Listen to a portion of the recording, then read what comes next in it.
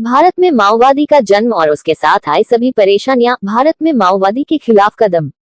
भारत में नक्सलवादी चरमपंथी आंदोलन को संदर्भित करता है जो 1960 के दशक के अंत में भारत के पश्चिम बंगाल के नक्सलबाड़ी गांव में शुरू हुआ था।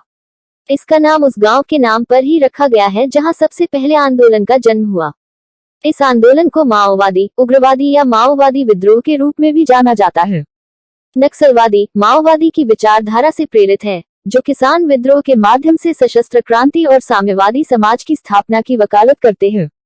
भारत में नक्सलवादी आंदोलन मौजूदा सामाजिक, आर्थिक और राजनीतिक ढांचे भी फेंकना चाहता है।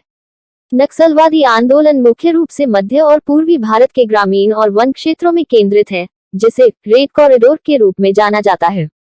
इस क्षेत्र में छत्तीसगढ़, झारखंड, बिहार, उड़ीसा, आंध्र प्रदेश, तेलंगाना और महाराष्ट्र और पश्चिम बंगाल के कुछ हिस्से शामिल हैं। नक्सली आंदोलन को भारत सरकार द्वारा एक आतंकवादी संगठन के रूप में जाना जाता है। यह अपनी गुरिल्ला युद्ध रणनीति, सुरक्षा बलों को निशाना बनाने और सरकारी अधिकारियों और व्यवसायों पर समय समय पर हमलों के लिए जाना जाता है। नक्सली जबरन वसूली, फिरौती के लिए अपहरण और अन्य आपराधिक गतिविधियों में भी शामिल रहा है। भारत सरकार ने नक्सलवाद से निपटने के लिए कई उग्रवाद विरोधी अभियान शुरू किए हैं। इन ऑपरेशनों में सैन्य कार्रवाई, विकास पहल और प्रभावित समुदायों की सामाजिक आर्थिक शिकायतों को दूर करने के प्रयासों का संयोजन शामिल है। हालांकि यह मुद्दा कठिन और जटिल बना हुआ है, जिसके लिए एक व्यापक दृष्टिकोण की आवश्यकता है जिसमें सुरक्षा, प्रशासन और विकास शामिल हो। नक्सली भारत के कई राज्यों में सक्रिय हैं, जिनमें छत्तीसगढ़, उड़ीसा, आंध्र प्रदेश और झारखंड शामिल हैं। इन राज्यों के ग्रामीण क्षेत्रों में उनकी महत्वपूर्ण भूमिका है और वे बड़े क्षेत्रों को नियंत्रित करने में सक्षम हैं। नक्सलियों को उनके हिंसा के उपयोग के लिए जाना जाता है और वे नागरिकों, पुलिस अधिकारियों और सुरक्षा बलों सहित हजारों लोगों की मौत के लिए जिम्मेदार हैं। नक्सलियों का मुकाबला करने के लिए भारत सरकार ने कई कदम उठाए हैं। इन कदमों में बढ़े हुए सुरक्षा उपाय, विकास कार्यक्रम और स्थानीय आबादी का समर्थन हासिल करने के प्रयास शामिल हैं। परंतु विद्रोह भारत सरकार के लिए एक बड़ी चुनौती बना हुआ है। नक्सलियों का भारत पर महत्वपूर्ण प्रभाव पड़ा है। इससे प्रभावित क्षेत्रों में हिंसा और असुरक्षा बढ़ी है। इसने आर्थिक विकास को भी बाधित किया है और हजारों लोगों को विस्थापित करने में मजबूर किया है। उग्रवादियों का भारत और उसके पड़ोसियों, विशेष रूप से चीन और पाकिस्तान के बीच संबंधों पर भी नकारात्मक प्रभाव पड़ा है। 2021 के बाद भारत में स्थिति यह है कि नक्सली उग्रवाद में कमी आई है। हिंसक घटनाओं की संख्या में कमी आई है और मारे जाने वालों की संख्या में भी कमी आई है। यह कई वजह के कारण है, जिसमें भारत सरकार द्वारा सुरक्षा उपायों में वृद्धि, प्रभावित क्षेत्रों में विकास कार्यक्रम और स्थानीय आबादी के समर्थन को जीतने के प्रयास शामिल हैं। परंतु विद्रोह अभी भी भारत सरकार के लिए एक बड़ी चुनौती है और आने वाले कई वर्षों तक इसके जारी रहने की संभावना है।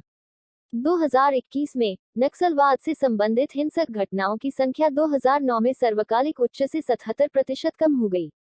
इन घटनाओं में मारे गए लोगों की संख्या में भी 76% की कमी आई। यह गिरावट कई वजह के कारण है, जिसमें भारत सरकार द्वारा सुरक्षा उपायों में वृद्धि, प्रभावित क्षेत्रों में विकास कार्यक्रम और स्थानीय आबादी के समर्थन को जीतने के प्रयास शामिल हैं। भारत सरकार ने प्रभावित क्षेत्रों में सुरक्षा उपाय बढ़ा दिए हैं। इसमें सुरक्षा बलों की बढ़ती तैनाती, बेहतर खुफिया जानकारी एकत्र करना और पुलिस और सेना द्वारा संयुक्त अभियान शामिल हैं। सरकार ने भी प्रभावित क्षेत्रों में कई विकास कार्यक्रमों को लागू किया है। इन कार्यक्रमों में स्कूलों, अस्पतालों और सड़कों का निर्माण और किसानों और अन्य गरीब लोगों को वित्तीय सहायता प्रदान करना शामिल है। सरकार ने स्थानीय आबादी का समर्थन हासिल करने के लिए भी प्रयास किए हैं। इसमें जनजातीय नेताओं और अन्य समुदाय के नेताओं के साथ बैठकें आयोजित करना और उन्हें विकास के लाभों का हिस्सा प्रदान करना शामिल है। सुरक्षा अभियान भारत सरकार ने नक्सलवादियों से निपटने के लिए सुरक्षा अभियान चलाना जारी रखा है। इन ऑपरेशनों में केंद्रीय अर्धसैनिक बलों, राज्य पुलिस और खुफिया एजेंसियों का मेलजोल शामिल है।